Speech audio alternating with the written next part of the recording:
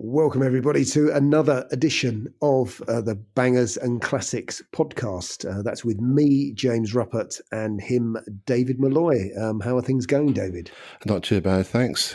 I'm currently hiding, I have to say, James, after making a quip in last week's podcast about my better half. She hasn't heard it yet, but I'm a bit concerned that she might, because let's face it, the Geneva Convention does not apply to marriages. Absolutely not. But that apart, everything's okay. Just been ploughing away doing various bits and bobs.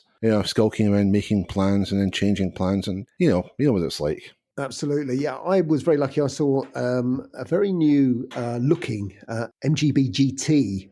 It was in white, where it's sort of the off-white colour, which British Leyland had, and it really looked as though it had just driven out of the showroom. A lady was driving it.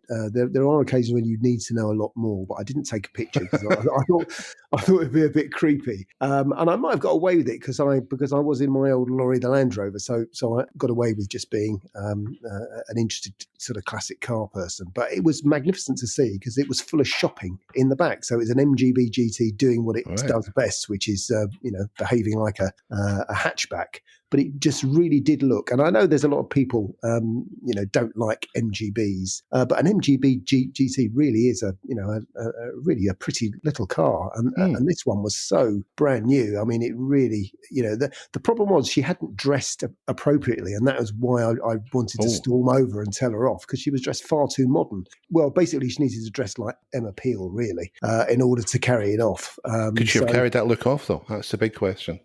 Well, yes. I mean, we've been talking about wives, and my wife might listen to this, but yes, actually, she might have done. She was just dressed a tiny bit too modern. But yeah, it was full of Waitrose shopping. It looked as though it just driven out of a Man Egerton showroom. And it's one of those things that it's very true that a classic, a really nice classic, sort of raises, it sort of cheers you up. It, you really do, get a lovely push to the day when you see something like that. It's so joyful. So that was a good bit for me anyway, seeing an MGB GT. Well, you see, you should have bought that Chrysler PT Cruiser like I suggested. Get your guitar in the back, drive it along, pull up, give me all your loving blasting, and you never know, your luck might have been in. That's not that. Well, that wouldn't be a message that I could possibly endorse. It's okay, it's getting deleted anyway. I hope so. Yeah, well, perhaps. Yes. No, MGB GT, yeah. There's a black MGB GT. It's a rubber bumper version that somebody in Alloway, which is a suburb of Ayr, has got. And I often see it when I'm driving through there, parked outside his garage. It's even got its private MGB number plate. And I have to say, it too is in absolutely excellent condition. And there's a debate in itself. The old chrome bumpers against the later rubber bumper models. Which do you favour? Yeah, that used to be quite a big thing. It was. Yeah, people used to sort of agonise over that and be very offended by it and tell you the ride height was dreadful and all sorts of things like that. It's sort of each to their own, really, in that they had to have those in order to be exported to the United States so that you could hit someone at 5 miles an hour and walk away, which is daft. And but actually, it was probably the only sort of significant update, wasn't it, that the MGB ever got in basically its whole career. Did not go from a 3-bearing engine to a 5-bearing engine. Yeah, they did do that, but they did do that, and there was the MGC and there was the V8 and stuff like that. But it was all variations on a theme, so it was the only restyle that it effectively got. And in a way, it was sort of saying, leave well alone, really. But it was something that BL had to do in order to export rather than redesign it, which is maybe something that they should have done, but who knows? I actually have to say, this is going to be controversial to some people. I prefer the later ones with the rubber bumpers, probably because I'm a child of the 70s rather than the 60s. No, that's right. That looks more familiar to me. The increase in ride height is the problem. There was a problem with them. It wasn't so much the bumpers, but obviously raising the ride height by an inch, I think it was, did affect the handling. But there's a solution to that. You drop it back down an inch. Yeah. And there you go. The rubber bumpers are probably easier to maintain, for one thing, but I think they look quite good too. And this one, as I say, that I see in Alloway quite a bit, is black with the black rubber bumpers. It looks great. I don't know why you wouldn't like it. The MGBs are okay to drive. They're not wonderful to drive, but they never were. They're decent, honest sports cars. And yeah, they do put a smile on your face if you see one, and to an extent, they put a smile on your face if you drive one. What's That's not right. to like? Well, exactly. You just have to have shares in Back to Black. No, you don't use that. Use peanut butter, James. Oh, okay. The peanut butter trick for the black work. Never tried that. I've never tried that. If you That sounds like made up nonsense to me. It does work apparently on seriously faded black work. Yeah, if you put, it has to be smooth peanut butter. For God's sake, do not use crunchy peanut butter. Yeah.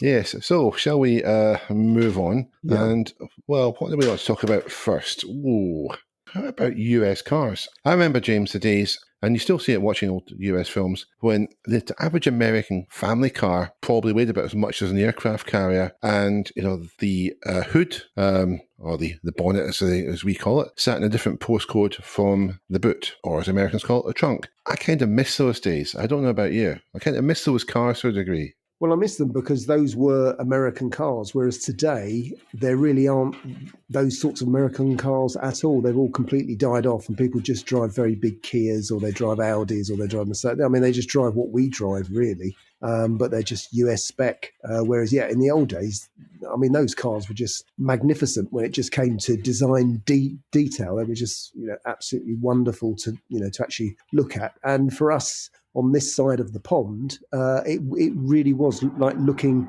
at a completely different world, wasn't it? I mean, these cars they weren't designed for our roads anyway, so they didn't really fit, and anyone who had one soon found that out. But they were just marvelous to look at, and made our cars look sort of fairly boring. Yeah.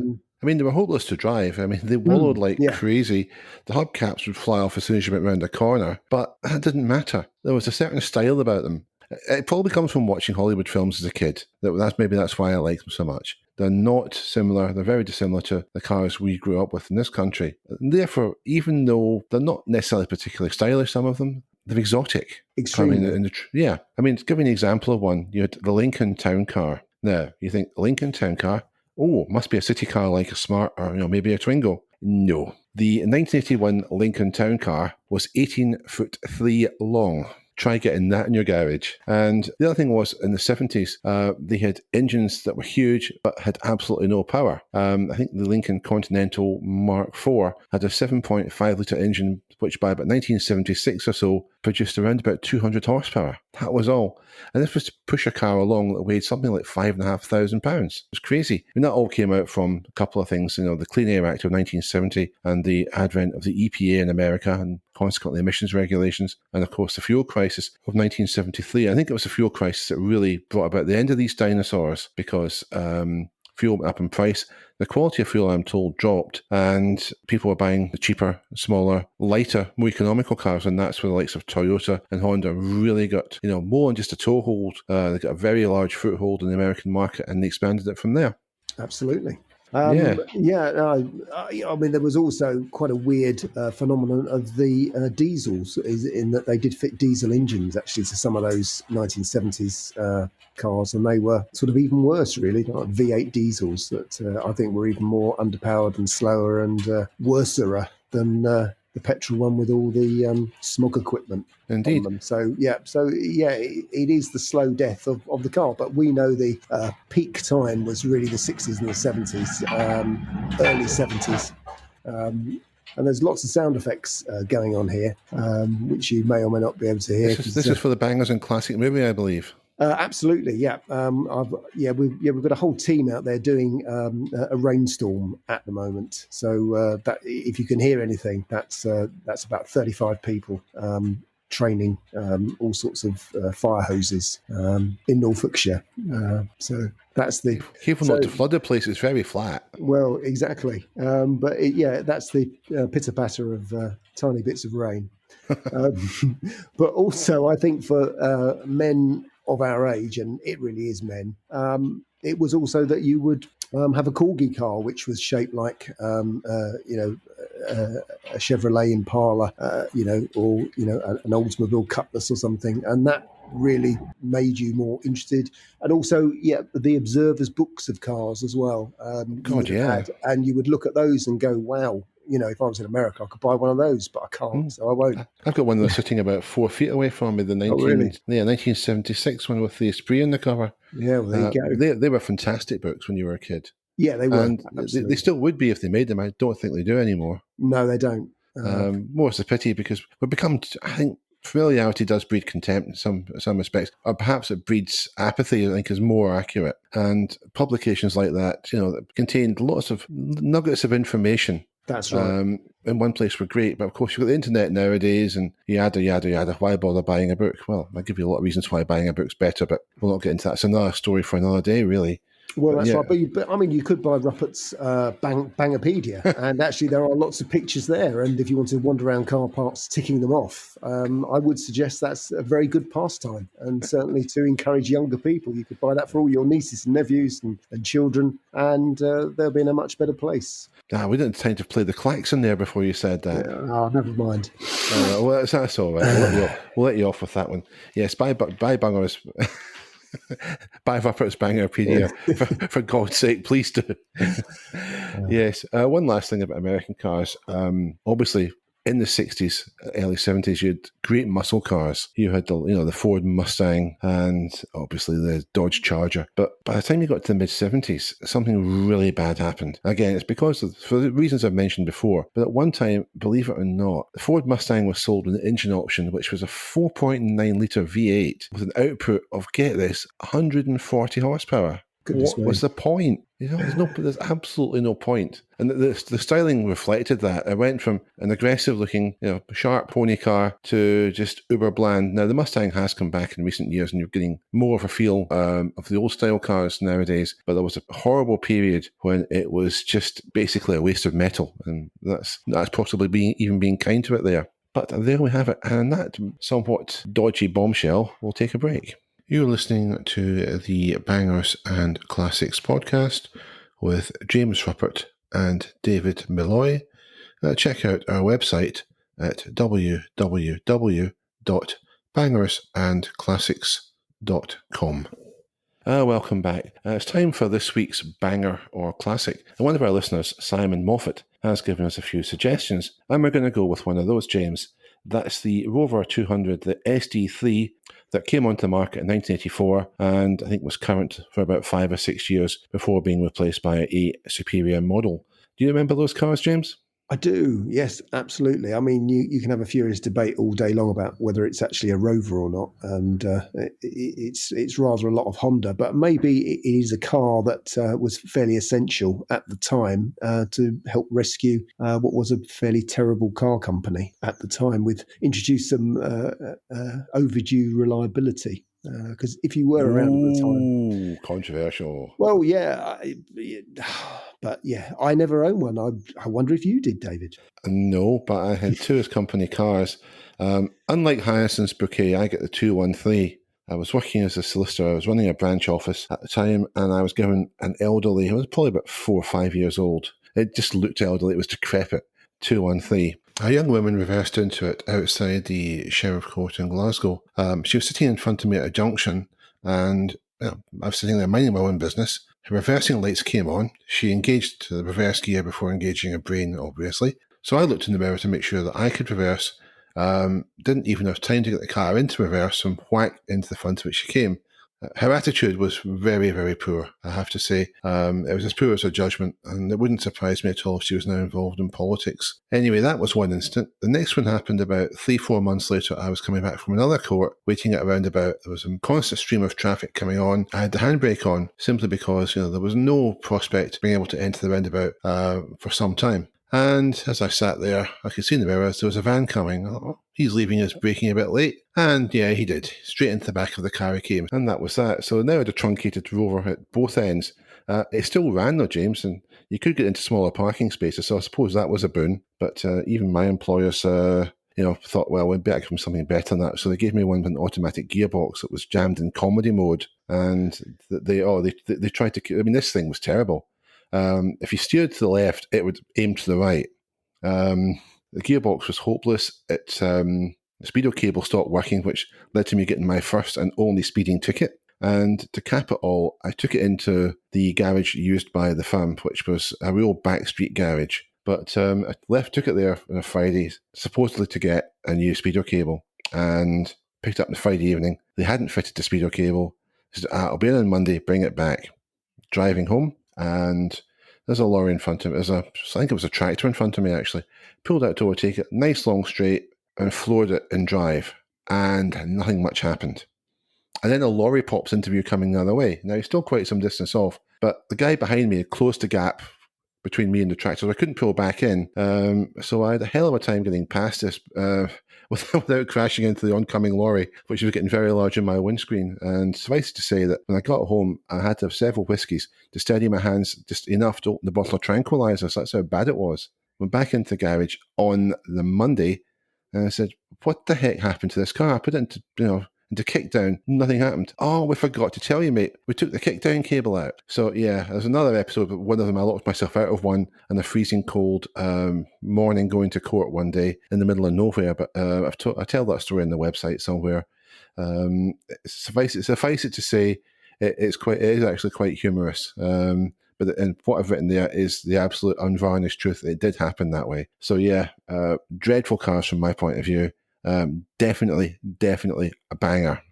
Oh, well, I mean, what you've just described there, David, I would have thought is just some pretty terrible time in your personal history rather than the car actually being a bad car. I'll give you another example.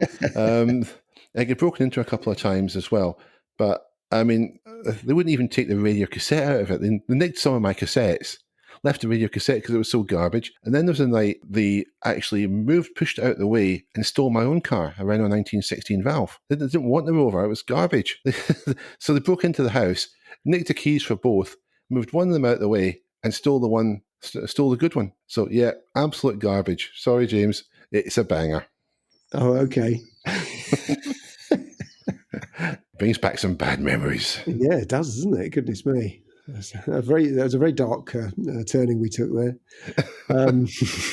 I got the Renault back, by the way. They only made that's good. They made it about 15 miles and ran out of fuel. The police were very helpful. Not. No. Okay. Well, I'd like to say it's a classic because you just don't see them anymore. It's an extremely rare spot. It is one of those disappeared cars, but you would argue, probably along with the Morris Marina and Ital, that it's rightly disappeared. So no, I don't mind the Marina compared to the Rover 200. It's really? It's a gold-plated classic. Yeah.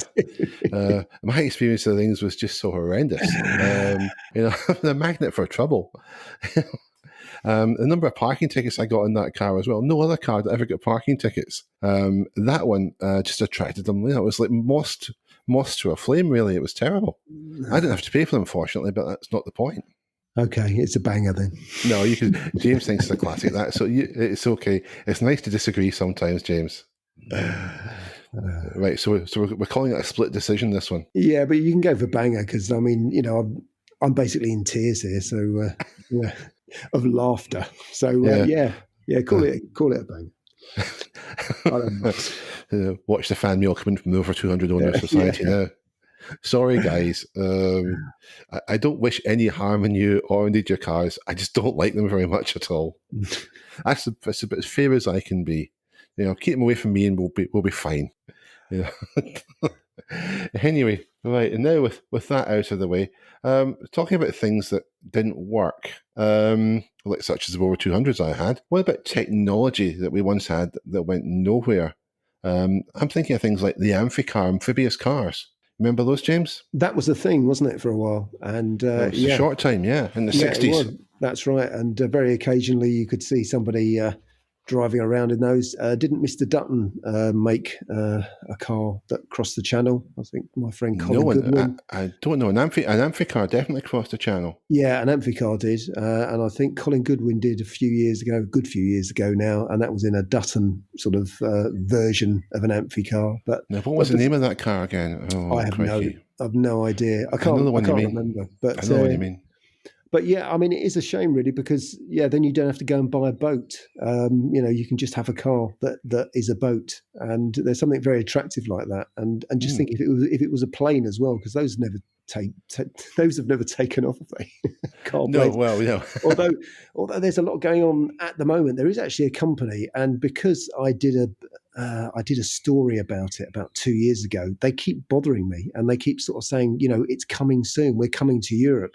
They're obviously based in Silicon Valley, It's not real, though, is and it? it's no. And I'm trying to think of what the name of the company is, but they're convinced that they actually will have a car that will take off and land. And obviously, I think they're mad. But I don't know whether it would ever happen, but it was quite interesting, and should have researched this a lot better, because there was a car that you could reverse into the wings and the sort of engine. It was a rear engine sort of plane effects thing where you lived on an estate where there was a runway, which does exist, doesn't it, in quite a few places. I think John Travolta's got a plane and a runway to his house or something. He's not got a Boeing 707 or something Yeah, crazy like that. Like that, isn't he? Yeah, I don't know whether he's been anywhere in the last few years, but I don't know. He is a licensed commercial pilot, I believe. He is, yeah, absolutely. So was Bruce Dickinson of Iron Maiden. Yeah, absolutely. Yeah. That is a technology that seems to pass us by. But now all we seem to get are sort of pictures with people where they've just attached 4 or 5 drones to a chair, and I think I saw that described as a flying car the other day. And you think, well, no, it's not. It's a drone. It's a drone attached to a chair. So I think they're quite liberal with it these days. The actual description. Indeed. Well, there was a flying car in the James Bond film, The Man with the Golden Gun. Remember that? Yeah. Of course, it wasn't really a flying car; it was a model. Yeah. That was the one where they did the stunt, the Astro Spiral. Yeah. With AMC. I think it was a Hornet or a Matador. I think it was a Matador. Yeah. That did happen. That was real. Ruined by a terrible sound effect. But going back to the Amphicar, now here's a klaxon. You can read about the Amphicar in one of my books, the Ultimate Classic Car Quiz Book, which isn't just a quiz book. It's got a lot of text as well. And I'll tell you a couple of facts about it. It was powered by Triumph engines, believe it or not. Ranging from 1147cc up to 1493cc, and could do a maximum of 7 knots in water, and you steered by the wheels in both land and water. And here's one last little fact. Lyndon B. Johnson, who succeeded JFK as president of the US, owned an Amphicar, and on his property in Texas he had a lake, and apparently the story has it that he was fond of taking people out for a spin in the Amphicar, and then he's veering off into the lake without telling them it was amphibious. What a japester, eh?